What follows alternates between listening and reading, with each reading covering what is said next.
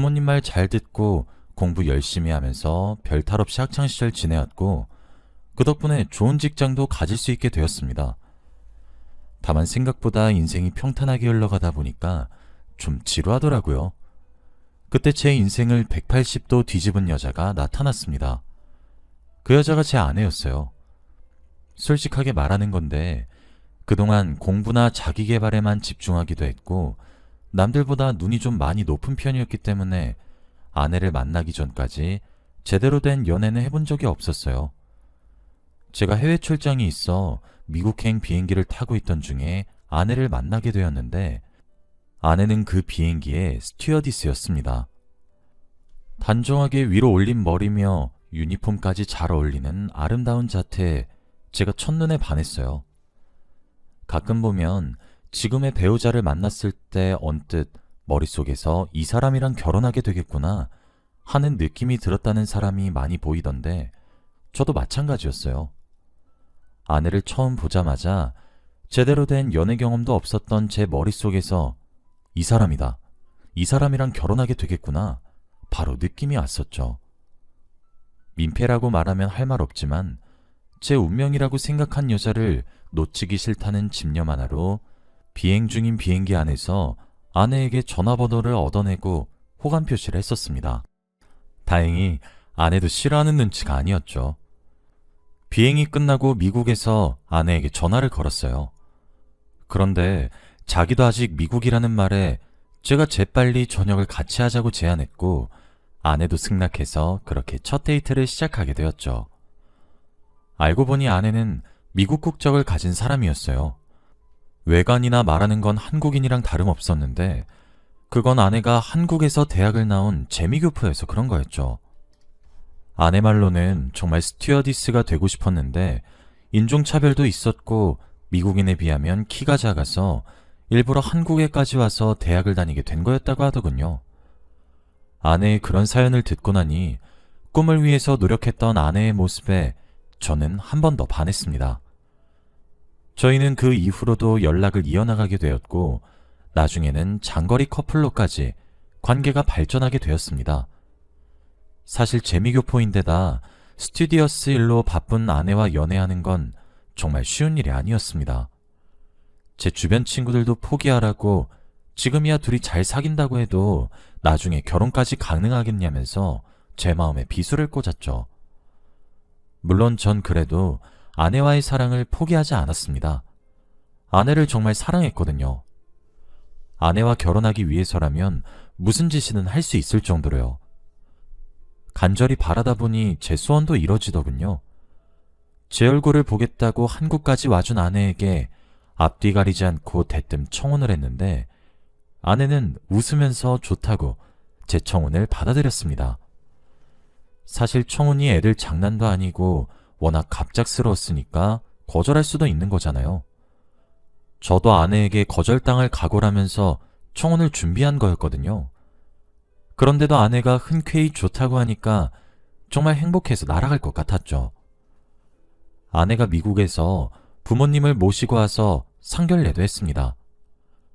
결혼 진행 과정에서 저희 부모님이 아내를 두고 하시는 말씀이 생긴 건 한국인이어도 검은머리 외국인이나 다름없는데 어떻게 같이 살겠냐며 반대하셨지만 제가 강하게 밀어붙여서 아내와 저는 정식 부부가 되었습니다. 저희 부모님 등살 때문에 아내가 포기해야 했던 것도 많았죠. 서로의 직장이 각각의 나라에 있다 보니 결혼하고 어디서 살지가 저희 부부에게는 민감한 문제였는데 저희 부모님이 무조건 한국에서 계속 살라고 하셨거든요.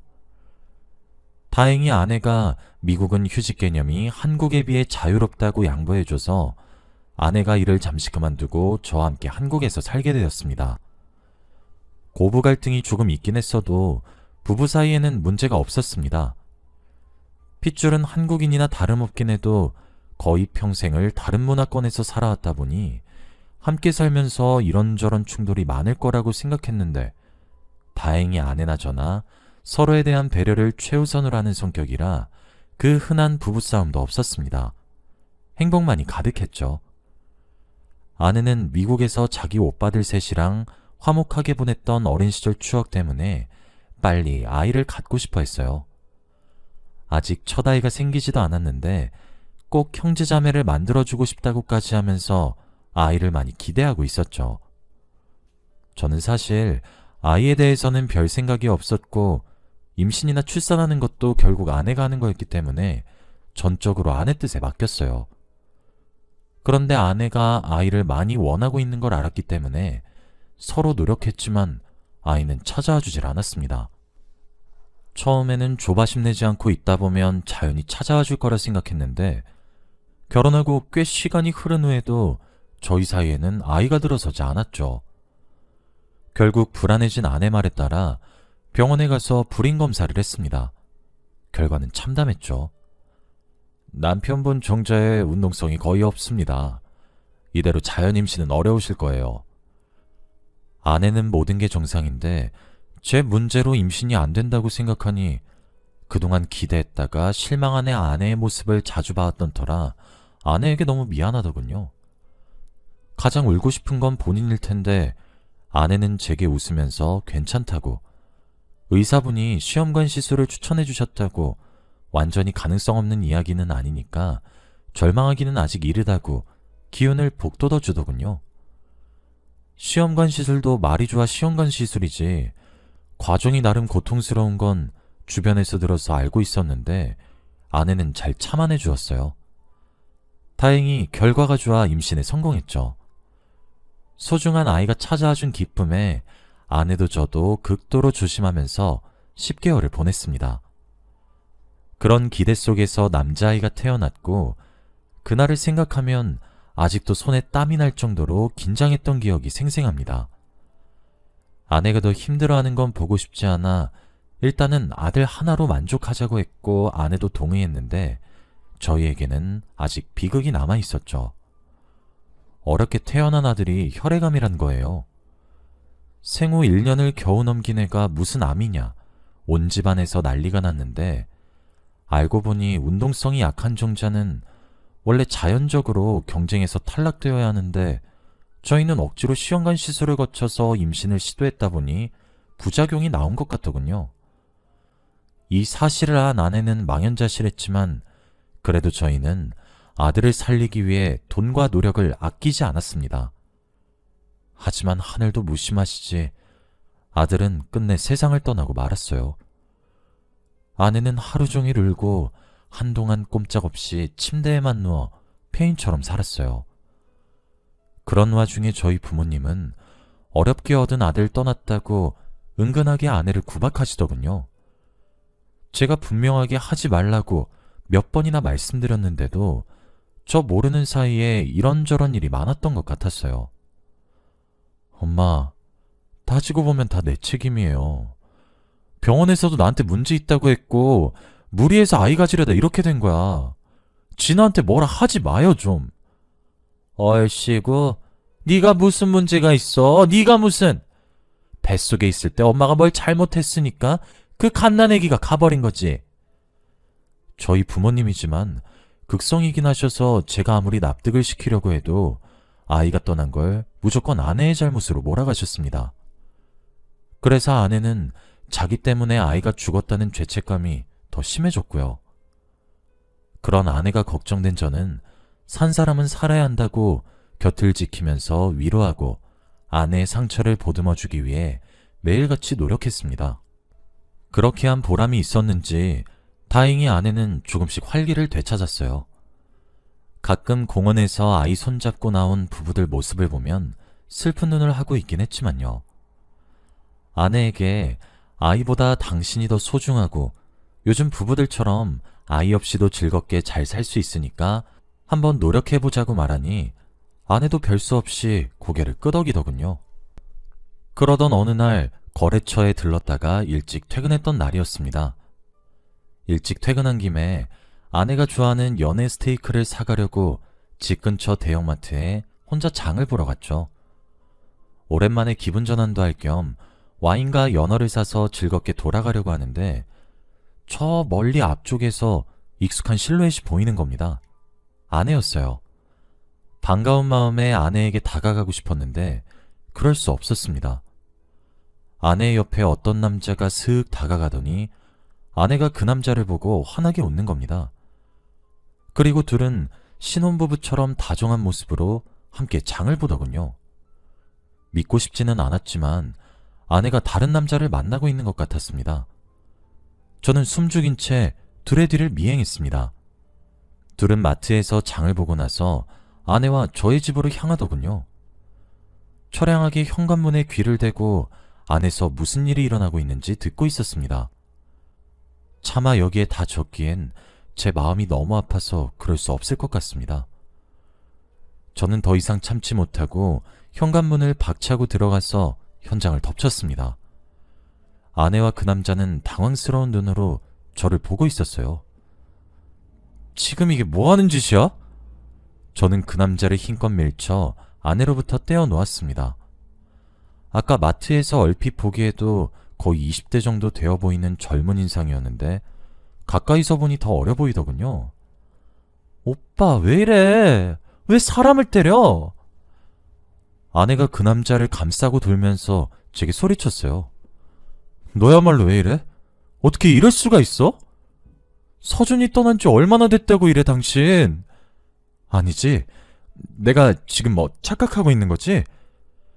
제가 넉나간 표정으로 그럴 리 없다는 듯 중얼대니 아내는 고개를 푹 숙이고 말했습니다. 오빠, 미안해. 나 이 사람 덕분에 서준이 떠나고도 겨우 웃을 수 있게 됐어. 오빠 얼굴 보면 자꾸 서준이 떠나던 모습이랑 시어머님 나한테 타박하시는 거 떠올라서 나 너무 힘들어. 더 이상 같이 못 살겠어. 같이 못 산다니? 그게 무슨 소리야? 우리 이혼하자. 미안해. 기어코 아내 입에서 이혼하자는 소리가 나오더군요. 제 혼이 빠져나간 사이에 그 남자는 어느새 집을 빠져나간 지 오래고 아내와 저만 조용한 방 안에 가만히 있었습니다. 아내를 너무 사랑했기에 처음에는 당연히 이혼할 수 없다는 입장이었어요. 외도 사실을 눈 감아주는 한이 있더라도 이혼하는 건 싫었어요.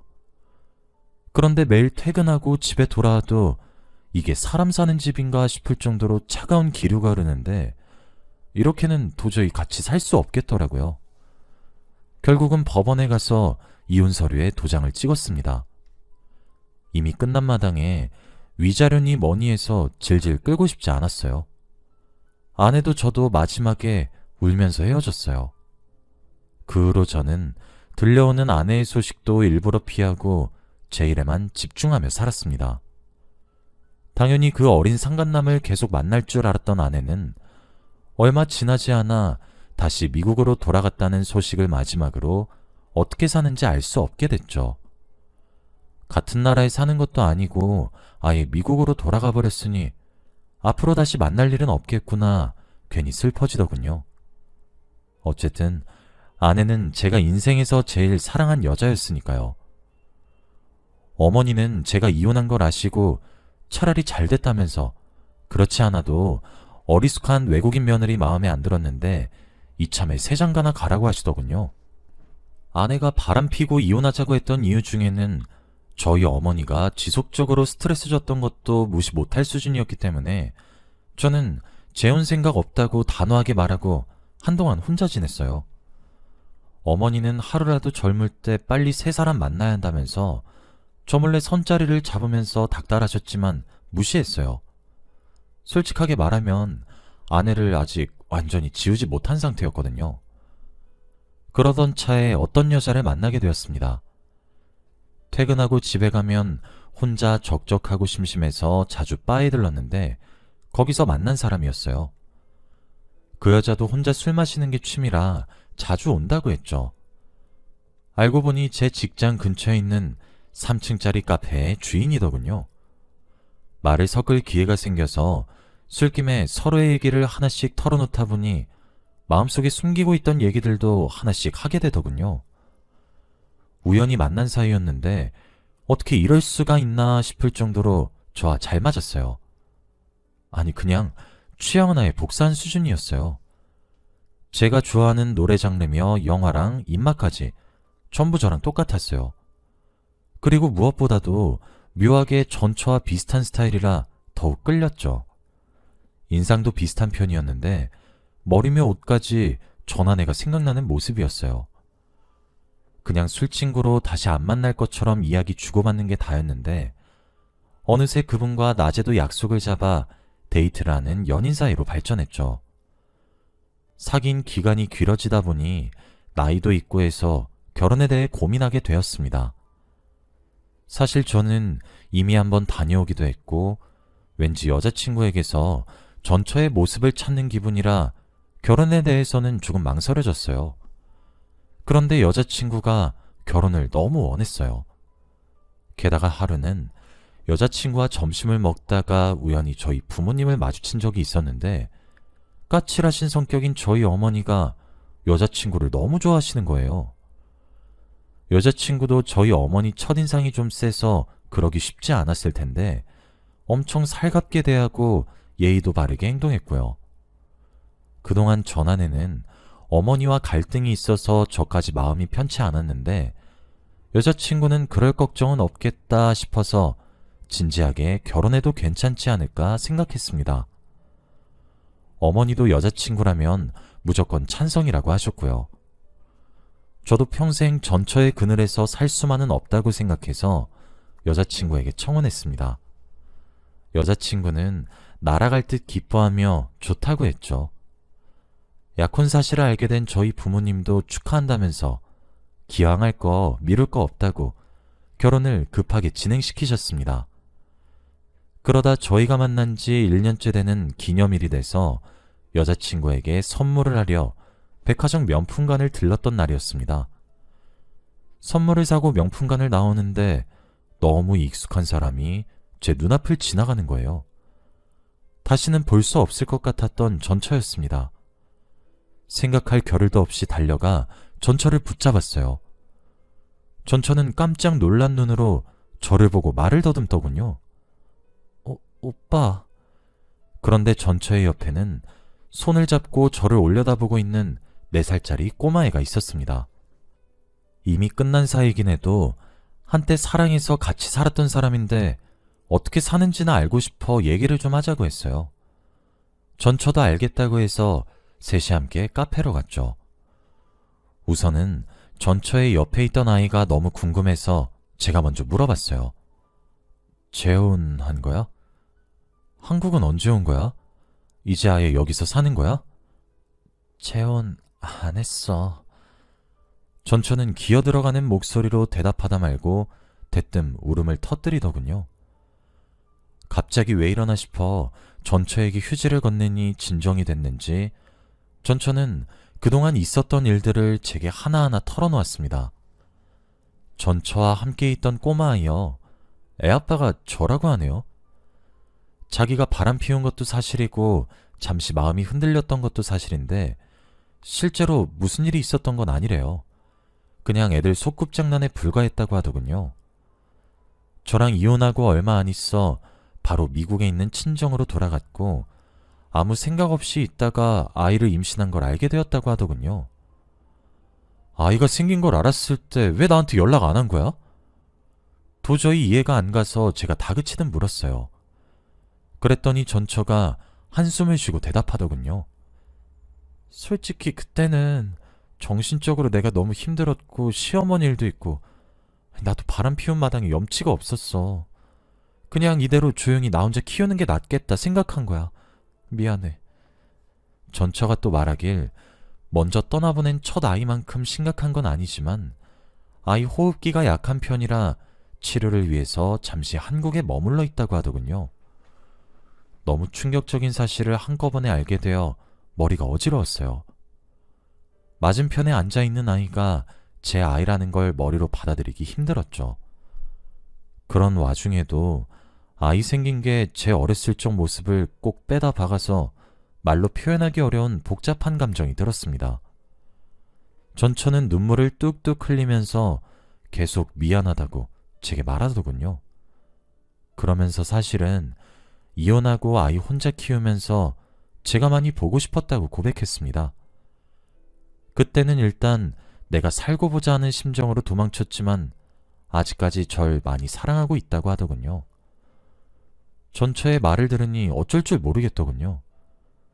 저도 전처에 대한 마음을 아직 완전히 지운 건 아니었지만 앞으로는 지우고 살려고 지금 여자친구와의 결혼을 결심한 상태였잖아요. 당장은 답이 안 나오는 문제일 것 같아서 전처의 연락처를 받은 후 나중에 다시 만나서 또 얘기하자 하고 집으로 돌아왔습니다.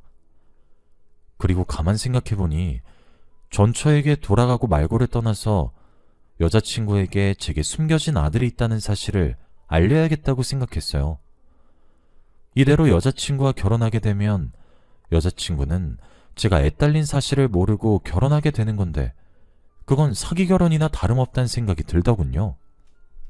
결혼을 약속한 여자친구와 얼굴을 보고 진지하게 상의해야 할 일이라고 생각해 다소 늦은 시간이었지만 여자친구의 집으로 향했습니다. 저도 고지식한 면이 있어서 아무리 사귀고 있는 사람이라도 늦은 시간에 여자 집 함부로 가면 안 된다고 생각했고 연애 때도 그런 적이 없었는데 지금은 특수한 상황이니까 어쩔 수 없다 생각하여 급하게 여자친구의 집으로 갔죠. 여자친구 집 앞에 도착해서 초인종을 누르기 직전 현관문에서 익숙한 말소리가 들리더군요. 이 늦은 시간에 저 말고 여자친구 집에 손님이 와 있는 것 같았어요. 순간 당황해서 현관문을 사이에 두고 가만히 말소리를 듣고만 있었는데 목소리의 주인이 저희 어머니인 것 같았어요. 어머니가 여긴 웬일이지 생각하고 있었는데 그 후로 깜짝 놀랄 이야기들이 들려오더군요. 그래, 기현이는 아직 눈치 못 챘어? 네, 당연하죠, 어머님. 어머님이 저한테 미리 알려준 거 꿈에도 모르고 그냥 저희가 천생연분이라고 생각하는 것 같아요. 그럼 됐어. 걔 그냥 호라비꼴로 늙어 죽는 거 보기 싫어가지고 너 몰래 접근시킨 거 알면 난리나. 들켜도 결혼 후에 들키면 지가 어쩔 거야? 또 이혼할 수도 없을 텐데. 그러니까 결혼 전까지는 조심해. 알겠지? 처음에는 제 귀를 의심했습니다. 그동안 여자친구와 제가 닮았다고 생각한 부분들이 실은 뒤에서 어머니가 몰래 알려준 거였다뇨. 그것도 모자라 여자친구와 저와 제가 만난 것 자체가 어머니가 의도적으로 계획한 거였다니. 여자친구와 처음 만났을 때 여자친구가 전처와 비슷한 차림을 하고 있었던 걸 기억하니 이것도 어머니가 언질해준 건가 싶어 순간 소름이 다 돋더군요. 아직 전처와의 상처로부터 회복되지도 않았는데 자꾸 재혼 타령한 것부터 아예 제 인생을 자기 마음대로 조종하려고 했다는 사실에 화도 치밀었습니다. 현관문이 열리고 그 앞에 제가 화난 표정으로 서 있는 걸 본 여자친구와 어머니의 표정은 사색이 되도록 창백해졌습니다. 아무리 그래도 어떻게 이런 짓까지 하면서 제 인생을 갖고 노실 수가 있어요? 그리고 너도 그동안 속아 넘어간 나 보면서 속으로 얼마나 웃었어? 우리 결혼 없던 일로 하자. 어머니도 아들 인생이 자기 건 줄 아는 그 버릇 고치기 전까지 저한테 연락할 생각 마세요.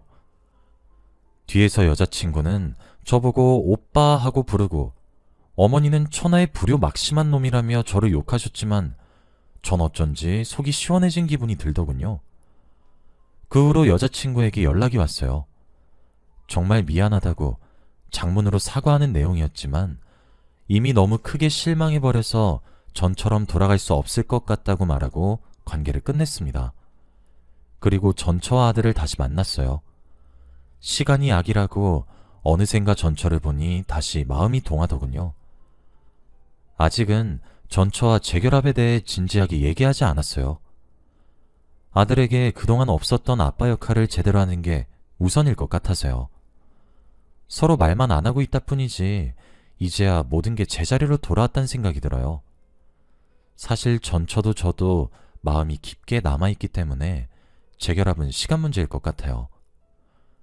이런 일이 다 있나 싶은 특이한 경우지만 두 번째로 주어진 기회이니만큼 가정을 지키기 위해 더욱 열심히 노력해보려고 합니다. 응원 부탁드릴게요. 사연 읽어주셔서 감사합니다.